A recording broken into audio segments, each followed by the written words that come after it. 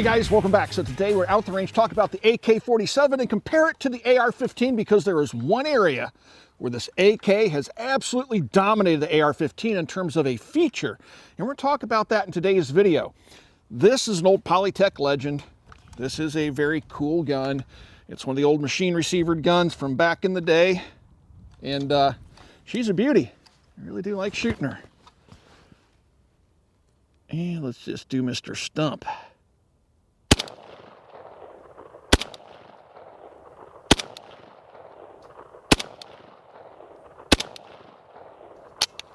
Very smooth recoil impulse. There's a reason for that, and we're going to talk about it. A lot of folks ask me, how can I get involved in the firearms business in that particular community? And one of the best ways to do that is to become a gunsmith. Every gunsmith I know is just overbooked with work. It's a very good living. And so if you would like to become a gunsmith, you need to go to a gunsmithing school or become an apprentice for an existing gunsmith. But Modern Gun School is an accredited college that also works with veterans in the GI Bill, where you can go and get a degree from accredited college in gunsmithing and then go out and start your own gunsmithing business, which I think is a really great option. Again, throughout my entire life, gunsmiths have always been able to earn a really good living, assuming they have a really strong work ethic. So please check out Modern Gun School. I do have a link in the video description below. The AK-47 is a completely different monster than the AR-15. Now, when you take a look at the rifle, you may think, well, what feature is he talking about that would make it so much better than the AR-15? Well, it could be argued that the long stroke gas piston in the AK is superior to the direct gas impingement. But people have made long stroke gas pistons in AR-15s before, so that's not really it. Then you might say, well, it's the ease of disassembly. Yeah, but that's not really a functional thing. The AK does have big, easy parts to take apart, but functionally that doesn't really change the gun much. Now, you could ding the AK for wood stocks, but they make polymer stocks. And one of the things that I always liked about the AK was the fact that many of them store their cleaning rod right underneath the barrel. Now in the M4, you don't even have a cleaning kit unless you carry it in your backpack. In the old A2 and A1 days, you could actually put a cleaning kit in your buttstock, but it was a segmented rod. You had to put the thing together. I mean, who wants to do that in the field? Having that solid rod underneath the barrel is certainly nice, but that's not really it either. One thing people would always cite about the AK is the fact that this V-notch rear sight, being so far forward, is really conducive to combat shooting, air quotes, because you have that sight forward. It's good for both eyes open, have a big notch and a big post, and it makes for a nice, fast, quick, easy to acquire sight picture. But that's not what I'm talking about. What I'm talking about is the Underfolding Stock. This is an amazing development that makes the AK absolutely better than the AR-15, but not anymore. Deadfoot Arms made this bad boy, which doesn't only give you the underfolding stock, but it also gives you a shortened buffer tube. Oh yeah, now we're talking. This rifle is the Palmetto State Armory KS-47. It uses the AK style magazine, which some people like more than the Stenag type magazine. But yeah, right here, guys, this makes the world of difference in a rifle. Let me demonstrate. So I got my little tanker mag here. I'm going to stick that in the rifle. You'll notice that with the mag inserted, I can easily extend the stock just like an AK, right? Charge it with the T-handle. But this is totally awesome.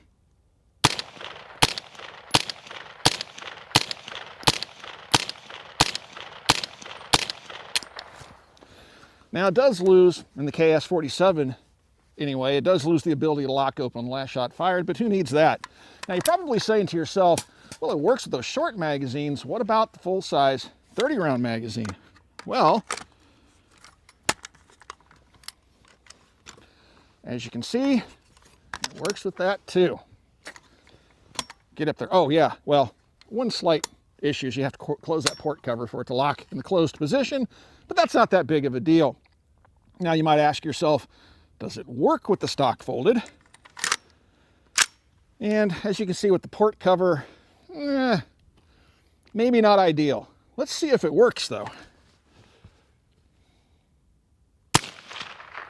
Ah, shucks.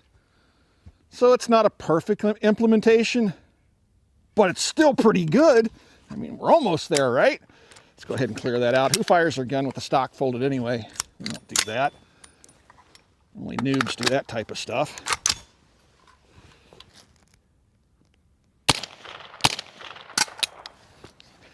Yeah, that's a feature too. That's called the auto reload feature.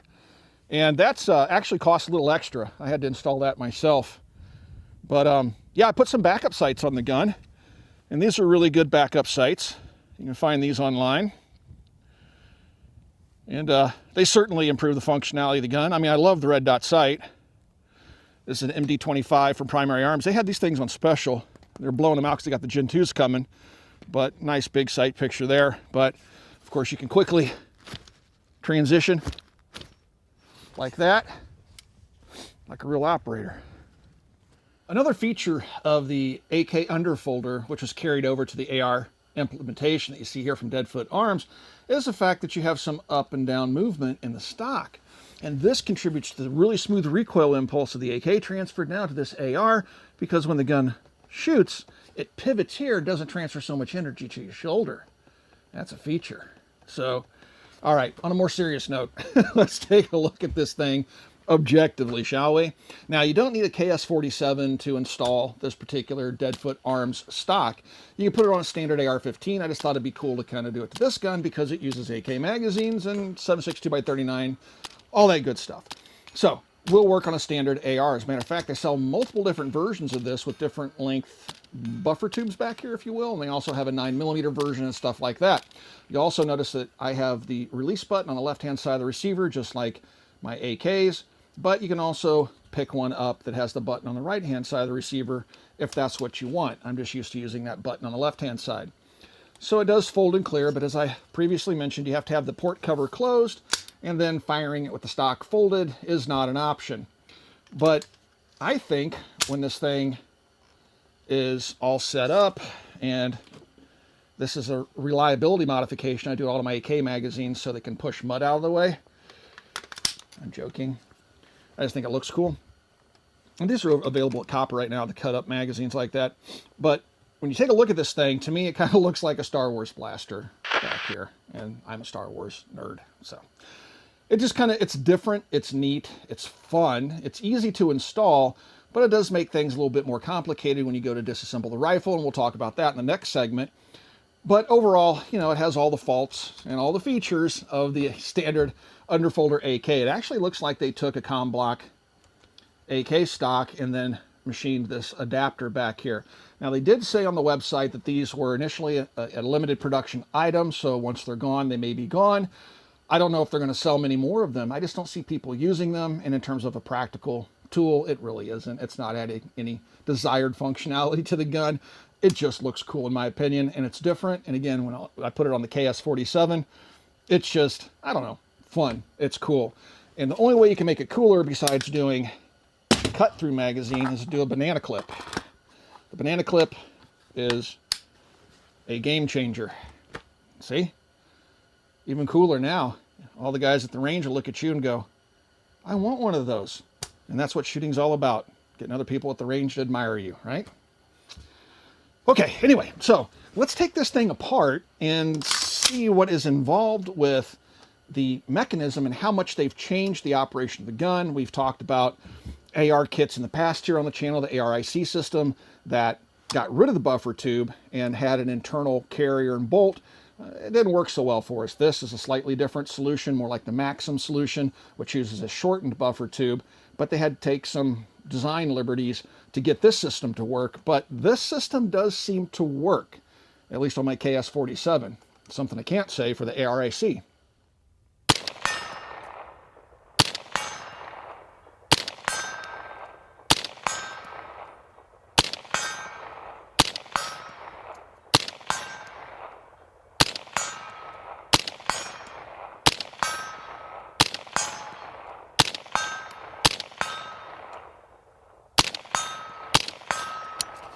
All right, so let's take this thing apart. First, we're gonna make sure the weapon's clear. I'm gonna drop the magazine out, pull the bolt to the rear, make sure there's nothing in the chamber.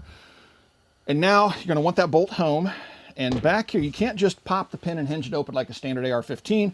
Here, you're gonna have to unscrew this rear cap. Now, this is another area where I would like to see a design change, but the fact that Deadfoot Arms might not even be making these anymore, I doubt we'll see that change happen. But it really needs a little detent and some teeth on the underside of this cap because this thing constantly walks loose while we're shooting the gun. I'm going to have to keep some tension on this because there are recoil springs inside there, and I don't want to launch this. All right, so there's your end plug and your recoil spring setup. All right, set that aside. And now with the bolt and carrier home, I should be able to take out this pin. Let me find a little tool here to assist in doing this. And it'll hinge right open. And I just dropped a piece out. Didn't need that piece anyway. And there you can see the bolt carrier of the KS-47. This is also part of the recoil system. This goes in front of this spring so that it can interact. See what the spring doesn't really, that wouldn't be very reliable. This allows it to interact more effectively with the back of the bolt carrier. So that's what that little piece is that fell out. So that's it. Standard T-handle, all that other stuff. So really the entire conversion kit is just this end piece, which is equivalent to swapping a stock out like you would on any other AR-15. So let's go ahead and try to put this thing back together. This is where it might become a channel that isn't so family safe because I try not to cuss, but sometimes things like this will make you cuss. Let's hope that I can get this thing back together. I've been trying to learn how to use this thing because I like it. All right, so put your recoil springs in like this. Shove it in the back door like that. And then screw your cap back on. Nice coarse threads, which makes it a little easier once you get them started. That thing won't launch off and go anywhere. And that should be that. So it isn't so bad after all. I'm starting to get the hang of it. So comment down below. What do you think of the Deadfoot Arms underfolder? Do you think it's pretty neat? Again, for me, it's the novelty of it. I really do think it's a neat setup. It's kind of quirky, kind of weird, but a lot of fun to shoot, and certainly would be a good conversation piece at the range because when you whip this thing out, I can only imagine the people around you'd go, what in the world is that? All right, hope you enjoyed today's video talking about the Deadfoot Arms AK underfolder conversion for your AR-15. Take that one feature of the AK most people dislike and stick it on your AR-15 and call it a day. All right, guys, if you'd like to support us here at the Military Arms Channel, the best way to do that is become part of our Patreon family. There is a link in the video description below. Also, if you like videos like this that are a little bit tongue-in-cheek, let us know in the comments section. If you'd like to support us here at the Military Arms Channel, another way to do that, you got a thanks button, and you have a join button underneath the video player you're watching right now. Mash either one of those buttons, and you can support us right here on YouTube. Last but not least, please check out Copper Custom. Thank you for 15 years of support. We will talk to you guys soon.